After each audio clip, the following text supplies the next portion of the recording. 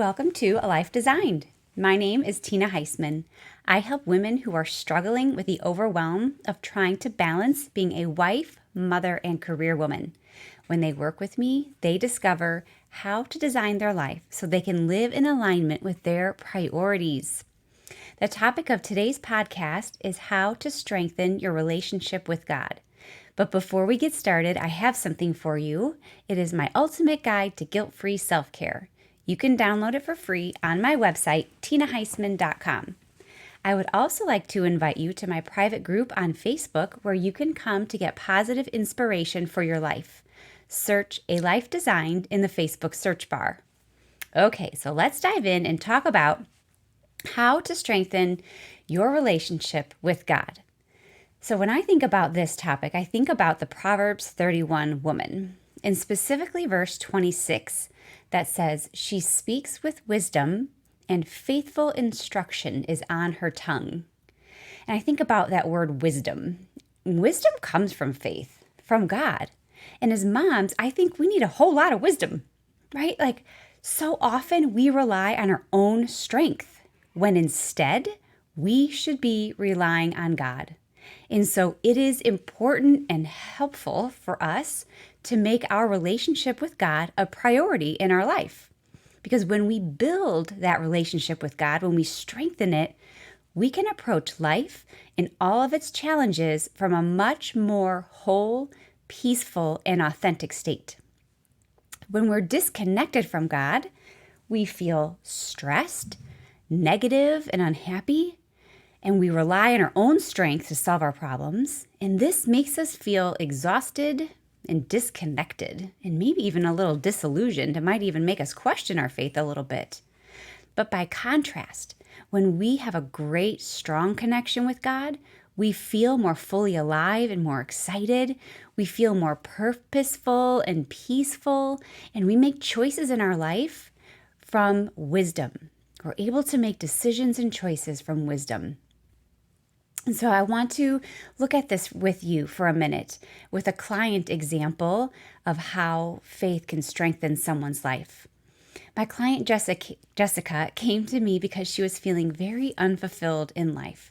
She was in her late 30s and a mother of 2 adorable little girls, and she had been married for 7 years.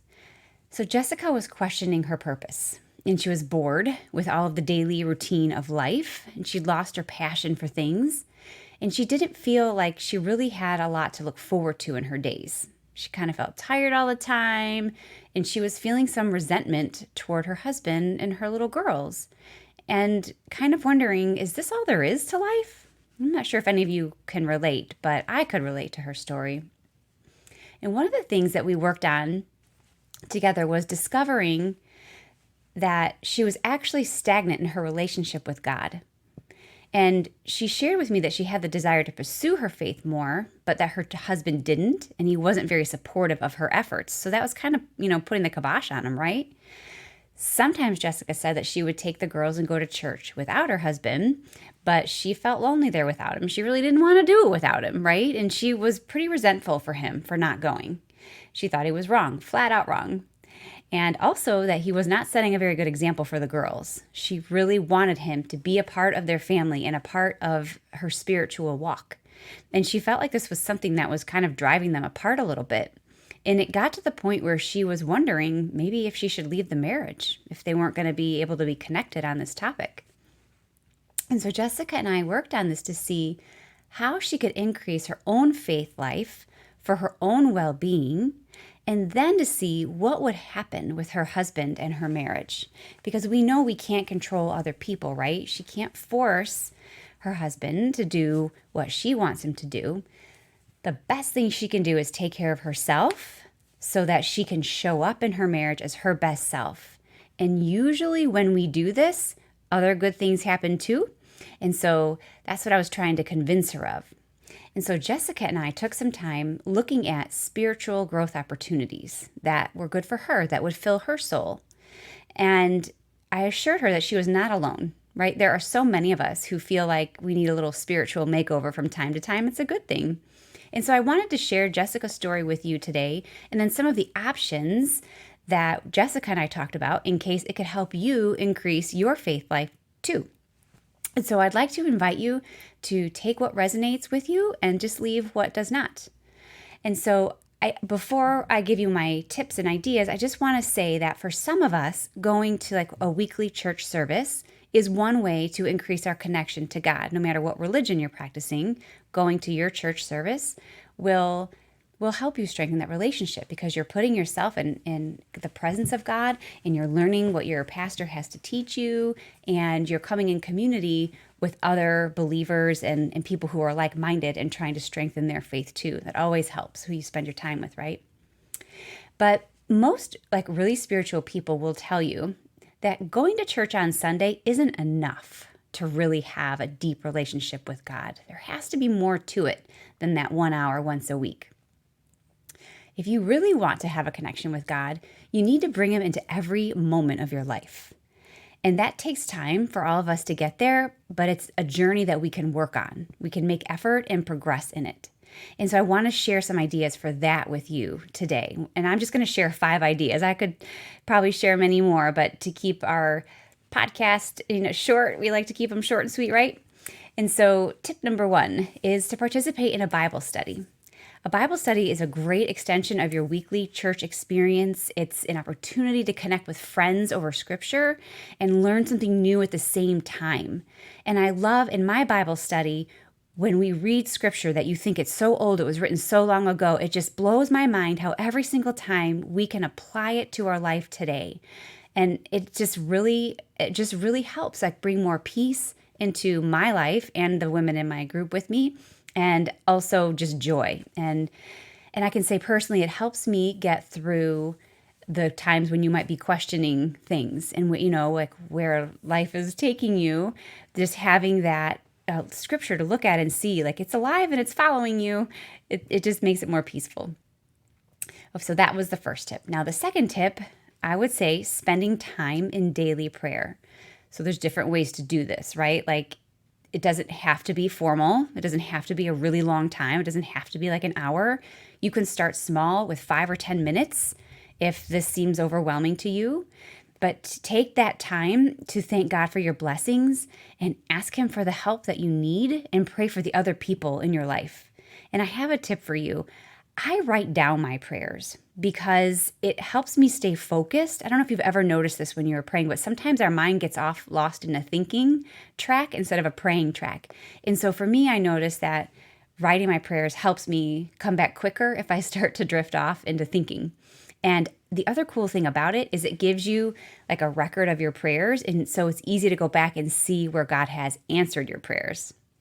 And so I know that even for some of us, even this 5 or 10 minutes might feel like not doable with where you are at your stage in life. And so I just want to encourage you then, can you just try to find 30 seconds here and there, right? Just time for 1 or 2 little prayers, or try to incorporate it into times in your day where you're doing something like ritualistic, maybe like your makeup or you're brushing your teeth or making your bed or folding laundry or doing dishes. Like try, and those times, like those mundane tasks, that maybe you could incorporate a few seconds of prayer there. And I think that's perfectly good enough. If that's the best that you can do right now is short little bursts, I think you will definitely see it increase your connection with God. I also like to, during my prayer time, I like to use a devotional. So I definitely recommend that to you. So devotional is based on scripture, and it's just a really lovely way for you to read a little bit of scripture and then read another Christian's perspective on it.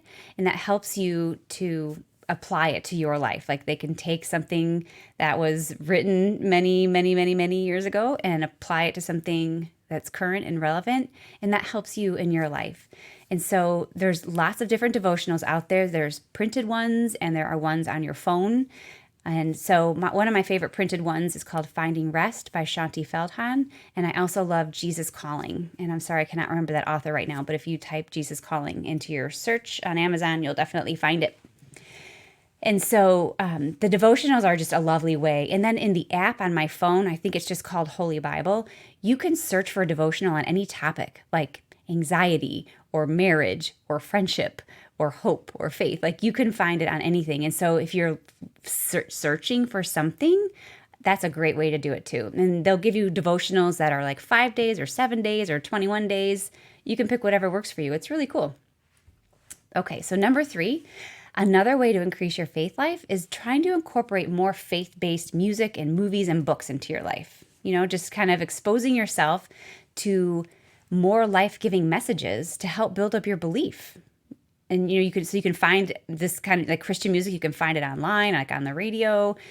You can look for faith-based movies online and books on Amazon. I just find, and even when I'm working with my life coaching clients, no matter what the topic that they're working on, we always pick a book for them to read in between our sessions so that they're being filled up. Like we want to surround ourselves with what we want more of in our life, right? And so trying to bring more God into our life and our entertainment is a great way to do it. And there's a lot of very entertaining things out there that incorporate God. And so I always love to recommend one of my favorite Christian fiction books. I actually haven't read a ton of Christian fiction books, but I really love this book called A Proper Pursuit by Lynn Austin. It's set during the Chicago World's Fair in 1893, and I highly recommend it. And there's another author that I've read a couple of her books, I think, Francine Waters or Francine Rivers. Oh my gosh, I'm totally messing that up, you guys. I'm sorry. If you probably Google Christian author Francine Rivers, I don't remember which one it is, but you'll find it. And she's got some great books too. So that's something, like, just think about in your entertainment, like where could you incorporate entertaining things that would have messages about God and from God for you. And then number 4, I think a super fun way to increase your faith is by pretending that you're on a God hunt every day. Approach your day looking for where God is showing up, for what prayers he's answering, for what he's telling you, for where he's leading you, what he's leading you to and what he's leading you away from, right? God talks to you in the ways that he knows you will hear him. I have 1,000 stories like this that I could share with you, but I want to share the very most recent one, which was just yesterday. I was sitting at home with my eyes closed, and I asked God, "Where are you?" You guys, I've been waiting on answer to a prayer since November. And so I just said, like, "Where are you?" And just at that moment, through my eyelids, I could see that the room lit up. The sun came out from behind the clouds, which is a really big deal in Chicago in the winter, just in case you don't know that.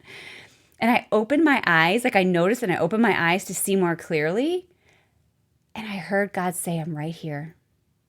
And I was like, oh my gosh. Okay, thank you. Thank you. Got it. Very cool. Very cool. And so if you're looking and you're open, he will answer. And so I just would encourage you to be on the lookout, be on that God hunt every day. And then finally, my 5th idea is to volunteer for a cause that is near and dear to your heart, because you will see God at work there. And then you can take pride in the fact that you're serving other people as God's hands here on earth.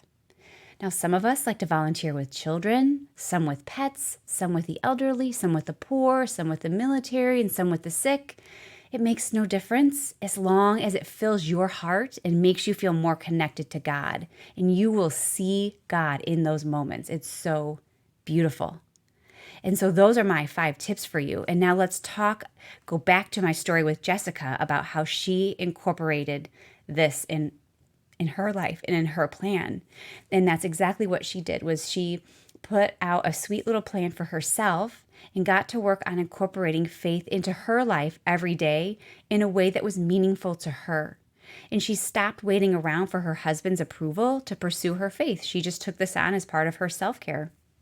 Now, in the meantime, what she did do about her husband was to pray to God for him to strengthen his relationship. And so this is, instead of like nagging him about it or telling him he should have a better relationship with God, she decided, let's let God work on her husband and she work on herself. But she's able to pray for her husband, right? That might seem small, but it's really, really super huge. And in marriage, this can be something where we think, not on purpose, or I think consciously, but like we kind of become the parent sometimes of our husband, or we say things that might be more like what a parent might say. And when we can recognize that God is our spouse's parent, not us, and back off and pray to God, the result is so much better, I promise you, than whatever we could do on our own strength, trying to muscle through our own strength. And so this worked really well for Jessica, and she just increased her own faith and found so much evidence of where God was working. And it definitely worked on her husband's heart too. And she said eventually he was asking to come to church with her every once in a while. It wasn't every Sunday like what she wanted, but he was coming once in a while, and it was on his own will. And so that was just such a huge step in the right direction. And she just learned to accept that their walk with God looks different, and that's okay. And that brought so much more peace to their relationship and to her life as a whole. And so those are the tips that I have for you today. Just consider how you can incorporate faith into your life more on a daily basis. Those simple ways of maybe you volunteer somewhere or bring more entertainment into your life, being on a God hunt every day, trying to incorporate more daily prayer. And if you have Bible study or just any extra programs at your church, in addition to your Mass or your service, then that would be a wonderful way for you to strengthen your relationship with God. Now, I know this is all easier said than done, and there might be like roadblocks that you think are in your way. And so if you would like to work on that with a coach, let me know. Reach out to me. I would love to work with you. So thank you guys so much for listening in today. Please let me know if you have any specific questions. And remember, if you haven't already, download your free guide to guilt-free self-care and join us on Facebook in the A Life Designed community. We'll see you next week.